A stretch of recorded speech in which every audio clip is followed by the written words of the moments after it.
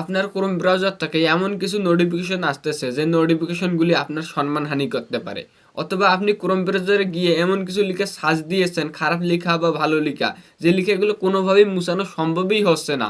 আমি আপনাদের আজকে সেই বিষয়গুলো সম্পর্কে ভিডিওতে দেখাবো যে আপনি খুব সহজেই আপনার ক্রোম ব্রাউজার থেকে খারাপ নোটিফিকেশন আসা মেসেজগুলো ডিলিট করে দিতে পারবেন, এবং আপনার সার্চ বারে যে খারাপ লেখাগুলো আসতেছে সব লেখাগুলো ডিলিট হয়ে যাবে।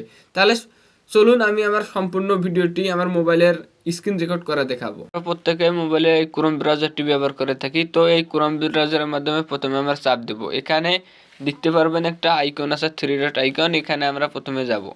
এখানে যাওয়ার পর একদম নিচে দেখেন সেটিং নামের যে অপশনটি আছে, তো আমরা সেটিং নামের অপশনটিতে ক্লিক করব।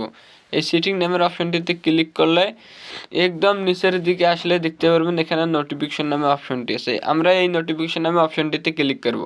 ক্লিক করলে এখানকার যে সব নোটিফিকেশনগুলো আছে আমরা এখানে এক এক করে বন্ধ করে দেব, অথবা এখানে সব নোটিফিকেশনগুলো একসাথে বন্ধ করে দেওয়া যায়। তো এখান থেকে সব নোটিফিকেশনগুলো বন্ধ হয়ে গেলে আমরা বেরিয়ে আসব। তাহলে আমাদের নোটিফিকেশনে বন্ধ হওয়ার কাজ এবার শেষ। তো এখানে আমাদের সার্চ ব্রাউজারে যে সব লেখাগুলো থাকে, তো আমরা এবার এই লেখাগুলো ডিলিট করব। এই লেখাগুলো ডিলিট করার জন্য আমাদের এখানে আসতে হবে, যে প্রাইভেসিতে আমাদের এখানে আসতে হবে। এই দেখেন এই লেখাটার মাঝে আসতে হবে। তো এখানে আমরা প্রথমে চাপ দিব। চাপ দিলে এখানে একদম উপরের দিকে একটা লেখা দেখেন যে লেখা আছে ক্লিয়ার ডাটা। তো আমরা এটার মাধ্যমে চাপ দিব। তো এখানে চাপ দিলে একদম নিচের দিকে লেখা দেখেন যে ক্লিয়ার ডাটা, এটার মধ্যে আমরা চাপ দেব। তো চাপ দিলে সব ডাটা আমাদের ক্লিয়ার হয়ে যাবে।